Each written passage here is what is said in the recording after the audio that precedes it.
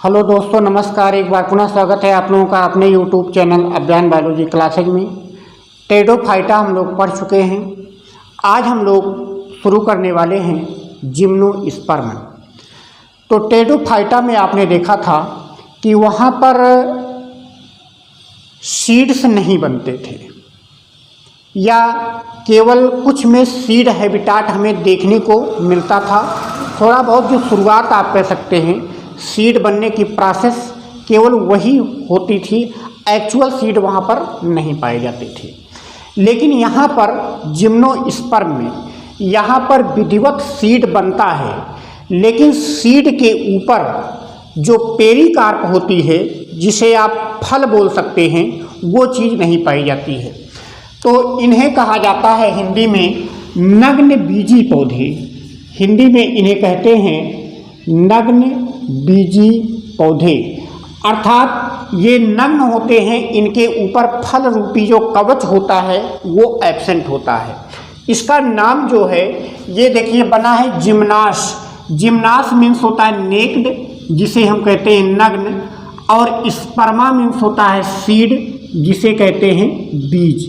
तो ये नग्न बीजी पौधे हैं, अर्थात एक बात यहाँ पर बिल्कुल कंफर्म हो जाइए कि जिम्नोस्पर्म में फल नहीं बनता है, केवल बीज ही बनता है। यहाँ पर देखिए दूसरा पॉइंट लिखा है कि gymnosperm produce seeds but no fruit. इनमें बीज तो बनता है लेकिन इनमें फल नहीं बनता है, इसलिए इसके बीज नग्न रह जाते हैं। जो सबसे पहले जिम्नोस्पर्म शब्द का प्रयोग किया था वो साइंटिस्ट हैं थियोफ्रास्टस। तो यहाँ से ये इम्पॉर्टेंट क्वेश्चन है, कई बार ये परीक्षाओं में पूछा भी गया है कि जिम्नोस्पर्म शब्द सबसे पहले किसने दिया था, तो वो थियोफ्रास्टस नामक साइंटिस्ट ने दिया था। इसके बाद एक और साइंटिस्ट हैं गोएबेल। 1887 में इन्होंने कहा कि फेनरोगेम्स विदाउट ओवरी। फेनरोगेम्स में पुष्पीय पादप रखे जाते हैं जिनमें फूल बनते हैं। तो उन्होंने कहा कि ये ऐसे फेनरोगेम्स हैं या ऐसे पुष्पीय पादप हैं जिनमें ओवरी नहीं होती है, क्योंकि ओवरी से ही फ्रूट बनता है। तो ओवरी अगर नहीं रहेगा तो इनमें फ्रूट का फॉर्मेशन नहीं होगा। तो वही चीज़ यहाँ पे लिखा है कि फेनरोगेम्स विदाउट ओवरी, ये जो शब्द दिया था वो गोएबेल ने दिया था 1887 ईस्वी में। तो यहाँ से ये पॉइंट भी इम्पॉर्टेंट है। ऐसे परीक्षाओं में दे करके पूछा जाएगा कि फेनरोगेम्स विदाउट ओवरी टर्म किसने दिया या ये सुवाक्य का प्रयोग सबसे पहले किसने किया, तो वो गोएबेल साइंटिस्ट थे 1887 ईस्वी में। इसके बाद देखिए ये मोस्ट प्रिमिटिव सीड प्लांट हैं, मतलब कि ये सबसे पुराने बीज उत्पन्न करने वाले पौधे हैं, अर्थात इनसे पहले बीज किसी भी ग्रुप में नहीं उत्पन्न हुआ था। चाहे आप ब्रायोफाइटा पढ़े हों या टेरिडोफाइटा पढ़े हों, कहीं पर आपको बीज नहीं देखने को मिला था। सीड हैबिटाट शब्द एक जगह आया था टेरिडोफाइटा में, लेकिन हमने शुरुआत में ही बताया कि ट्रू सीड टेरिडोफाइटा में भी नहीं बनता है। जो ट्रू सीड की शुरुआत होती है वो जिम्नोस्पर्म से होती है। इसके बाद यहाँ पर देखिए इसका एक आर्डर है साइकेडोफिलिकेल्स। साइकेडोफिलिकेल्स एक ऐसा आर्डर है जिसमें सभी जिम्नोस्पर्म प्लांट फॉसिल्स रखे गए हैं, अर्थात इस आर्डर का कोई भी प्लांट इस समय जीवित नहीं है। तो ये इम्पॉर्टेंट है, पूछा जाएगा कि इनमें से किस आर्डर में फॉसिल्स प्लांट रखे गए हैं, तो ध्यान दीजिएगा साइकेडोफिलिकेल्स। साइकेडोफिलिकेल्स में जितने भी प्लांट थे वो इस समय मौजूद नहीं हैं, उनके केवल फॉसिल्स मौजूद हैं। यहाँ से एक और चीज़ पूछा जाता है वर्जिन ऑफ जिम्नोस्पर्म, कि जिम्नोस्पर्म की उत्पत्ति कब हुई थी, तो लेट पेलियोजोइक इरा में। लेट पेलियोजोइक इरा में इनकी उत्पत्ति हुई थी। ये चीज़ यहाँ पर इम्पॉर्टेंट है, लेकिन ये सबसे ज़्यादा तो डोमिनेंट थे, सबसे ज़्यादा जो प्रभावी थे वो मीसोजोइक इरा में। मीसोजोइक इरा में भी जो आप जुरैसिक काल पढ़ते हैं, जो डायनासोर का काल हुआ करता था, मीसोजोइक इरा, उसमें ये सबसे ज़्यादा डोमिनेंट फॉर्म में थे। तो यहाँ पर देखिए दोनों क्वेश्चन इम्पॉर्टेंट है। इनकी उत्पत्ति कब हुई थी? लेट पेलियोजोइक इरा में। और ये डोमिनेंट कब हुए थे? मीसोजोइक इरा में। मीसोजोइक में किसमें? तो जो आपका जुरासिक काल था उसमें ये सबसे ज़्यादा डोमिनेंट थे। तो ये दोनों पॉइंट यहाँ से ध्यान दीजिएगा। इसके बाद यहाँ पे देखिए साइकिडेल्स और जिंगोएल्स, ये दो ऐसे आर्डर हैं जो कि लिविंग फॉसिल कहलाते हैं। लिविंग फॉसिल का मतलब है कि ज़्यादातर इसके प्लांट इस समय नहीं पाए जाते हैं, केवल एक या दो स्पीसीज ऐसी है जो कि मौजूद हैं। तो साइकिडेल्स और जिंगोएल्स यहाँ पर दोनों ये लिविंग फॉसिल कहलाते हैं। तो ये क्वेश्चन भी यहाँ से ये मोस्ट इम्पॉर्टेंट में आता है। कई बार पूछा गया है कि इनमें से कौन सा एक लिविंग फॉसिल है, खास करके वहाँ पर जिंगो बाइलोबा दिया रहता है। तो अगर जिंगो बाइलोबा यही केवल एक प्लांट ऐसा है जो कि जिंगोएल्स के अंतर्गत जीवित है, बाकी सभी प्लांट इसके नष्ट हो चुके हैं। तो जिंगोएल्स में एक प्लांट है जिंगो बाइलोबा, इसी को एक लिविंग फॉसिल कहा जाता है। तो अगर आर्डर पूछेगा कि कौन सा यहाँ पर लिविंग है तो हो जाएगा जिंगोएल्स या साइकिडेल्स। अगर यहाँ पर जिंगो बाइलोबा नहीं दिया है तब विकल्प में हम साइकस को लगाएंगे यहाँ पर। लेकिन अगर यहाँ पर विकल्प में जिंगो बाइलोबा है तो हम लिविंग फॉसिल में तब जिंगो बाइलोबा को ही लगाएंगे। तो यहाँ पर ये ध्यान दीजिएगा कि साइकस और जिंगो बाइलोबा दोनों दिया जा सकता है। अगर जिंगो बाइलोबा है तो हम इसी को प्रेफरेंस देंगे। साइकिडेल्स में आपका साइकस आता है। तो अगर जिंगो बाइलोबा नहीं है तब हम साइकस को टिक करेंगे। तो ये पॉइंट यहाँ से ध्यान रखिएगा।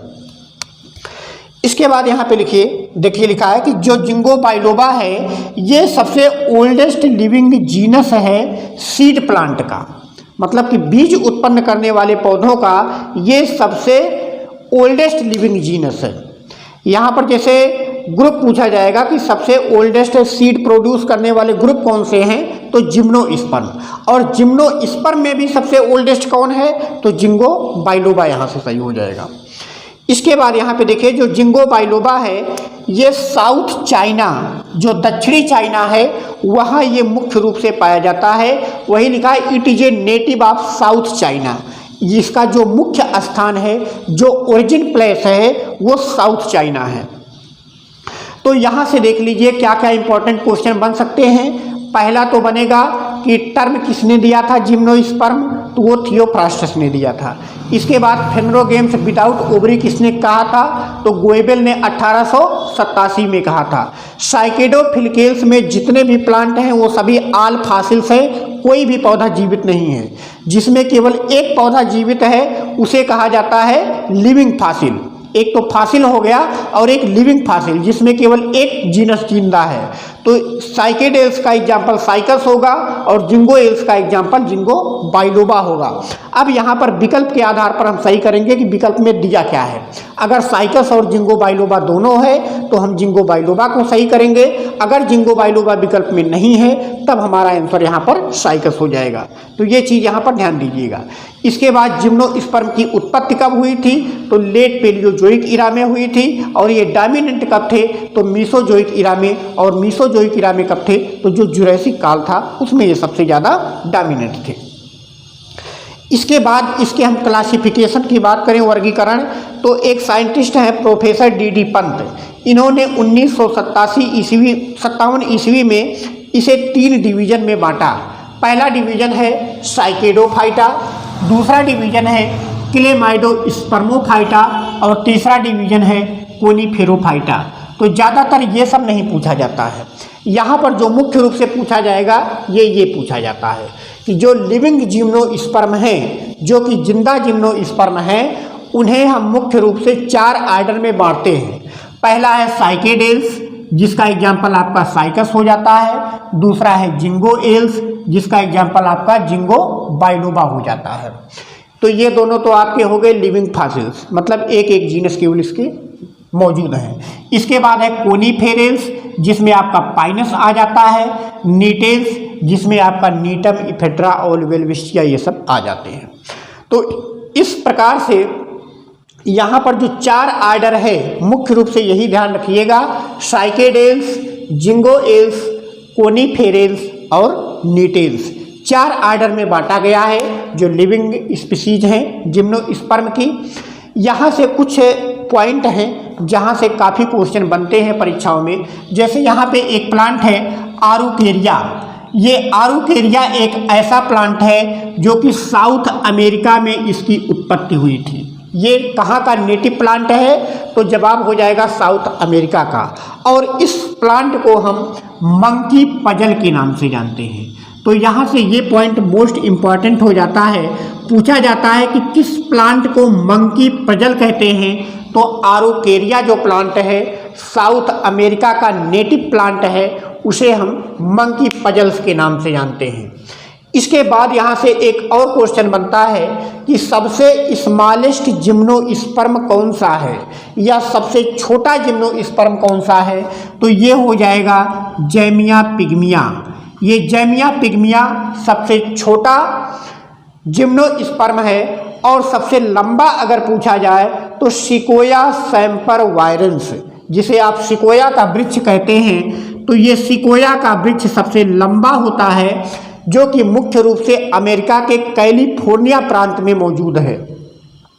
तो अमेरिका के कैलिफोर्निया प्रांत में मौजूद सिकोया सेम्परवायरेंस जो है ये दुनिया का सबसे लंबा पौधा है। तो ये क्वेश्चन भी पूछा जाता है। इसे रेड वुड ट्री के नाम से भी जानते हैं, ये पॉइंट भी ध्यान रखिएगा। पूछा जाएगा कि रेड वुड ट्री किसे कहते हैं या लाल लकड़ी वाला पौधा किसे कहते हैं? तो सिकोया सेम्परवायरेंस हो जाएगा। या इसी को फादर ऑफ फॉरेस्ट कहा जाता है, जंगल का पिता कहा जाता है, क्योंकि इनकी एज काफ़ी ज़्यादा होती है। यहाँ पे देखिए सिकोया की ही जिगेंटिया यहाँ पे जो स्पीसीज है इसकी एज हाईएस्ट है 4000 से 5000 साल से ये जिंदा है धरती पर। तो इसीलिए इसे फादर ऑफ फॉरेस्ट के नाम से जाना जाता है। तो ये पॉइंट यहाँ पे ध्यान रखिएगा। सिकोया से एक ना एक क्वेश्चन जरूर पूछा जाता है कि ये पाया कहाँ पे जाता है। तो आप यहाँ पर कैलिफोर्निया का नाम नोट कर लीजिए। अमेरिका में एक प्रांत है कैलिफोर्निया प्रांत, तो इस कैलिफोर्निया प्रांत में ये प्लांट मौजूद है सिकोया सेम्परवायरेंस कैलिफोर्निया में। यहाँ से कभी कभी ये भी पूछा जाता है कि इनमें से कौन सा एक ट्यूबरस जिम्नोस्पर्म है जिसमें ट्यूबर्स पाए जाते हैं। तो इसका एग्जाम्पल हो जाएगा जैमिया, जो यहाँ पर अभी आपने पढ़ा कि जो सबसे छोटा जिम्नोस्पर्म है वो ट्यूबरस होता है। इसकी जो प्लांट बॉडी होती है जिम्नोस्पर्म की वो स्पोरोफिटिक होती है। गैमेटोफिटिक आपने पढ़ा था ब्रायोफाइटा में, टेडोफाइटा में भी स्पोरोफिटिक होती है, जिम्नोस्पर्म में भी स्पोरोफिटिक होती है। अर्थात इसका जो पौधा है वो डायरेक्ट स्पोर उत्पन्न करता है पहले। और ये स्पोरोफिटिक प्लांट बॉडी जो है वो रूट, स्टेम और लीव, जड़, तना और पत्ती में स्पष्ट रूप से विभाजित होता है। जड़, तना और पत्ती तीनों संरचनाएं स्पष्ट रूप से पाई जाती हैं। ये चीज़ आपने वहाँ पर भी पढ़ा था टेडोफाइटा में भी। कुछ जिम्नोस्पर्म ऐसे हैं जो कि जीरोफिटिक होते हैं, अर्थात मरुस्थलीय होते हैं। तो ये पॉइंट भी यहाँ से याद कर लीजिएगा। इसमें से विकल्प में दिया जाएगा कि इनमें से कौन सा एक जिम्नोस्पर्म मरुस्थलीय है। तो वेलविस्टिया का नाम आप याद रखिए। वेलविस्टिया जो है ये सहारा मरुस्थल में पाया जाता है। सहारा मरुस्थल कहाँ है? अफ्रीका महाद्वीप में। तो सहारा मरुस्थल में पाया जाने वाला वेलविस्टिया एक ऐसा जिम्नोस्पर्म है जो कि जीरोफिटिक होता है। इसके बाद अब हम जिम्नोस्पर्म में तने की बात करें तो इसका जो तना होता है वो प्रोफ्यूजली ब्रांच्ड होता है, मतलब बहुत ज़्यादा ब्रांचिंग पाई जाती है। लेकिन साधारण तौर पर जो साइकेडेल्स है, साइकेडेल्स जिसमें आप साइकस को रखते हैं, उसका तना अनब्रांच होता है। तो ये पॉइंट यहाँ से ध्यान रखिएगा कि जिम्नोस्पर्म में अगर पूछेगा स्टेम कैसा होता है, ब्रांच होता है या अनब्रांच, तो आप ध्यान रखिएगा कि ब्रांच्ड होता है। लेकिन अगर स्पेशली वो साइकस की बात करेगा तो साइकस में अनब्रांच्ड होता है। स्पेशल आपको साइकस स्पाइनस और इफिट्राई पढ़ाए जाएंगे वहाँ पर। फिलहाल अभी यहाँ से ध्यान रखिएगा कि जो साइकस का स्टेम होता है वो अनब्रांच्ड होता है। इसके बाद इसके तने में जो वैस्कुलर बंडल्स पाए जाते हैं वो वैस्कुलर बंडल्स कैसे होते हैं? तो कंजॉइंट होते हैं, कोलेट्रल होते हैं, ओपन टाइप के होते हैं। ओपन का मतलब है कि कैम्बियम का पाया जाना। कैम्बियम मौजूद होती है और उस कैम्बियम की वजह से यहाँ पर सेकेंडरी ग्रोथ भी देखने को मिलती है। और जब सेकेंडरी ग्रोथ होगा तो स्पष्ट रूप से इसमें एनुअल रिंग्स भी पाई जाती हैं, वार्षिक वलय भी मौजूद होती हैं। तो यहाँ से ये सभी पॉइंट ध्यान दीजिएगा। इसका वैस्कुलर बंडल से पूछा जाएगा कि कैसा होता है।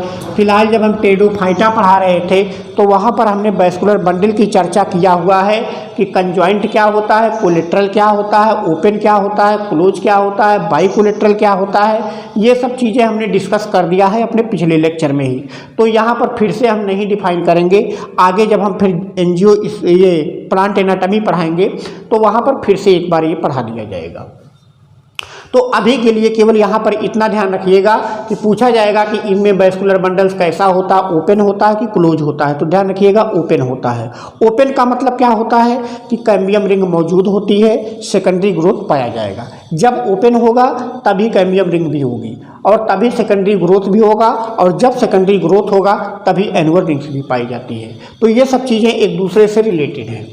इसके बाद इसके वैस्कुलर बंडल में स्पेशली अगर हम जाइलम की बात करें तो जाइलम दो चीज़ों से मिलकर बना होता है मुख्य रूप से। एक तो जाइलम पैरेन्काइमा और एक ट्रैकिड। जाइलम में जो सबसे मेन होता है वेसल्स, लेकिन इनमें वेसल्स जो हैं जिम्नोस्पर्म में एब्सेंट होती हैं। लेकिन जो जिम्नोस्पर्म का आर्डर है नीटेल्स, जो यहाँ पर आपने लास्ट वाला आर्डर पढ़ा है नीटेल्स, ये सबसे एडवांस आर्डर है जिम्नोस्पर्म का। तो इसके जो प्लांट हैं इसके जाइलम में वेसल्स मौजूद होती हैं। तो नीटेल्स में कौन कौन से प्लांट रखे गए हैं? नीटम हो गया, वेलविशिया हो गया और इफेड्रा। तो इन सब में मौजूद होते हैं वेसल्स। तो ये क्वेश्चन यहाँ से पूछा जा सकता है कि किस जिम्नोस्पर्म में वेसल्स पाई जाती है, तो इसका जवाब हो जाएगा, अगर वहाँ पर स्पीसीज देगा तो आप नीटम, वेलविशिया और इफेड्रा ध्यान रखिएगा। अगर वहाँ पर आर्डर की बात करेगा तो आप ध्यान दीजिएगा नीटेल्स में पाए जाते हैं। नीचे लिखा भी गया है कि नीटेल्स आर एडवांस जिम्नोस्पर्म। जो नीटेल्स हैं ये एडवांस जिम्नोस्पर्म हैं और इन्हें जिम्नोस्पर्म तथा एंजियोस्पर्म के बीच कनेक्टिंग लिंक कहा जाता है। तो ये क्वेश्चन भी यहाँ से बन सकता है कि इसमें से कौन सा ऐसा आर्डर है जो कि जिम्नोस्पर्म और एंजियोस्पर्म के बीच कनेक्टिंग लिंक का कार्य करता है। तो ये हो जाएगा यहाँ से नीटेल्स। इसके बाद हम फ्लोएम की बात करें तो फ्लोएम में दो चीज़ें होती हैं, सीब सेल होती है और फ्लोएम पैरेन्काइमा होती है। फ्लोएम में जो सबसे मेन होती है वो कंपेनियन सेल होती है, लेकिन ये कंपेनियन सेल यहाँ जिम्नोस्पर्म में अनुपस्थित होती हैं। तो ये पॉइंट यहाँ से इम्पॉर्टेंट है। पूछा जाएगा कि इनमें से कौन सा फ्लोएम एलिमेंट जिम्नोस्पर्म में नहीं पाया जाता है, तो जवाब हो जाएगा यहाँ से कंपेनियन सेल। इसके बाद जड़ इसमें सामान्य रूप से टैप रूट पाई जाती है, well developed tap root system पाया जाता है। कुछ प्लांट है जिनमें एजियोट्रॉपिक रूट भी पाई जाती हैं। एजियोट्रॉपिक का मतलब है जो गुरुत्वाकर्षण के विपरीत ऊपर की ओर गति करती हैं, अर्थात जमीन की सतह पर बिखरी होती हैं, तो उन्हीं को कहा जाता है एजियोट्रॉपिक। जियोट्रॉपिक का मतलब है कि जो गुरुत्वाकर्षण की दिशा में अर्थात नीचे की तरफ गति करती हैं। तो जो साधारण जड़ें होती हैं वो जियोट्रॉपिक होती हैं, लेकिन जो कोरेलॉइड रूट है ये एजियोट्रॉपिक रूट है, क्योंकि ये गुरुत्वाकर्षण के विपरीत ऊपर की तरफ गति करती है। तो साइकस में एजियोट्रॉपिक कोरेलॉइड रूट पाई जाती है, जिसमें ब्लू ग्रीन एल्गी पाए जाते हैं, और ब्लू ग्रीन एल्गी के रूप में एनाबिना मुख्य रूप से होता है, जो कि इंडोफाइट होता है। ये पॉइंट ध्यान रखिएगा, इंडोफाइट होता है। विकल्प में देगा यहाँ पे कि ये कैसा होता है, एक्टोफाइट होता है या इंडोफाइट होता है, तो ध्यान रखिएगा इंडोफाइट होता है। इसके बाद जो पाइनस का प्लांट है, तो पाइनस के प्लांट में एक्टोट्रॉफिक माइकोराइजा देखने को मिलता है। माइकोराइजा का मतलब कि जब इसकी जड़ों में कवक पाए जाएं सहजीवन के रूप में, तो उसी को माइकोराइजा बोलते हैं। तो माइकोराइजा पाइनस में जो होता है वो एक्टोट्रॉफिक होता है, लेकिन आरोकेरिया जिसे अभी आपने पढ़ा था मंकी प्लजल कहते हैं, उसमें ये इंडोट्रॉफिक होता है। तो यहाँ पर ये दोनों पॉइंट इंपॉर्टेंट हैं। पूछा जाएगा कि एक्टोट्रॉफिक माइकोराइजा किस में पाया जाता है, तो पाइनस। एंडोट्रॉफिक माइकोराइजा किस में पाया जाता है, तो आरोकेरिया या मंकी पजल में। ठीक है। इसके बाद यहाँ पर देखिए एक प्लांट है टैक्सोडियम डिस्टिचम। यहाँ पर टैक्सोडियम प्लांट में न्यूमेटोफोर्स पाई जाती है। न्यूमेटोफोर्स का मतलब होता है ऐसी जड़ें जो कि वायवीय होती हैं, हवा में लटकती हुई दिखाई देती हैं, उन्हीं को न्यूमेटोफोर्स कहा जाता है। तो यहाँ से ये पॉइंट इम्पॉर्टेंट है, पूछा जा सकता है कि कौन सा ऐसा प्लांट है जिसमें न्यूमेटोफोर्स पाई जाती हैं। तो इसका जवाब हो जाएगा यहाँ पर टैक्सोडियम। इसके बाद पत्तियों की बात करें तो पत्तियां डाइमार्फिक होती हैं, अर्थात दो प्रकार की पत्तियां होती हैं। पहली है स्केली लीव्स। जो स्केली लीव जो होती है ये माइन्यूट होती हैं, सूक्ष्म होती हैं, छोटी होती हैं और डेसिडुअस होती हैं। डेसिडुअस का मतलब होता है पर्णपाती होती हैं, अर्थात ये सीजन में गिर जाती हैं, फिर से नई पत्तियां उग जाती हैं, तो इसी को डेसिडुअस कहा जाता है। और दूसरी टाइप की जो पत्तियां हैं उन्हें फोलिएज लीव्स कहा जाता है। तो जो फोलिएज लीव्स होती हैं ये हरी होती हैं, साधारण होती हैं और निडल शेप्ड होती हैं, नुकीली होती हैं। तो इस प्रकार से कुछ कैरेक्टर यहाँ पर हमने देखा जिम्नोस्पर्म के, और जो जो क्वेश्चन यहाँ से बन सकते थे उसको हमने यहाँ पर इम्पॉर्टेंट टिक कर दिया है। एक निगाह में हम लोग फिर से देख लेते हैं। तो यहाँ से पूछा जाता है इसका जो टर्म किसने दिया था, थियोप्रास्टस। फेनरोगेम्स विदाउट ओवरी किसने कहा था, तो ये गोएबेल ने कहा था। इसके बाद साइकेडोफिलिकेल्स जो है इसके अंदर का जितने भी प्लांट हैं वो सभी फासिल हैं। जिम्नोस्पर्म की उत्पत्ति लेट पेलियोजोइक काल में हुआ था। ये डोमिनेंट कब थे, तो मीसोजोइक इरा में थे। इसके बाद यहाँ पर साइकेडेल्स और जिंगोएल्स को लिविंग फासिल कहा जाता है। जिंगो बाइलोबा इसकी एक लिविंग जीनस है जो कि साउथ चाइना में पाया जाता है। क्लासिफिकेशन की बात करें तो साइकेडेल्स, जिंगोएल्स, कोनीफेरेल्स और निटेल्स 4 आर्डर में यहाँ पर बंटवारा किया गया है। आरोकेरिया को मंकी पजल कहते हैं जो कि साउथ अमेरिका का प्लांट है। जैमिया पिग्मिया सबसे छोटा जिम्नोस्पर्म है और ये ट्यूबरस होता है। सिकोया सेम्परवायरन सबसे टालेस्ट जिम्नोस्पर्म है जिसे रेड वुड ट्री या फादर ऑफ फॉरेस्ट कहते हैं। सिकोया की ही एक प्रजाति है जिगेंटिया जिसकी हाईएस्ट एज है 4000 से 5000 साल। इसके बाद यहाँ पे देखिए जो पूछा जाता है यहाँ पर वेल्विसिया एक जीरोफिटिक जिम्नोस्पर्म है जो कि सहारा मरुस्थल में पाया जाता है। स्टेम की बात करें तो सभी में ब्रांच होती है लेकिन साइकस में अनब्रांच स्टेम पाया जाता है। Vascular bundle conjoint collateral open होगा तो सेकेंडरी ग्रोथ और एनुअल रिंग भी मौजूद होती है। जाइलम में वेसल्स एब्सेंट होती हैं लेकिन नीटेल्स में वेसल्स मौजूद होती हैं। फ्लोएम में फ्लोएम में कंपेनियन सेल एब्सेंट होती है। इसके बाद रूट की बात करें तो एजियोट्रॉपिक कोरेलाइट रूट साइकस में देखने को मिलती है जिसमें सहजीवी के रूप में ब्लू ग्रीन एल्गी पाए जाते हैं। इसके बाद कुछ जड़ें, 2 जड़ें यहाँ पर हैं जिसमें कवक सहजीवी के रूप में पाए जाते हैं, तो इस कंडीशन को माइकोराइजा बोलते हैं। तो पाइनस में एक्टोट्राफिक माइकोराइजा होते हैं, आरोकेरिया मंकी पलजन में एंडोट्राफिक होते हैं। इसके बाद टैक्सोडियम में न्यूमेटोफोर्स पाई जाती हैं। पत्तियाँ स्केली होती हैं जो कि डेसिडुअस होती हैं और जो फोलिएज होती हैं निडल शेप्ड होती हैं और ये परमानेंट होती हैं, लंबे समय तक ये हरी भरी बनी रहती हैं। तो इस प्रकार से आज के लेक्चर में बस इतना ही। तब तक के लिए नमस्कार। वीडियो को ज़्यादा से ज़्यादा लाइक, सब्सक्राइब और शेयर करते रहिए। धन्यवाद।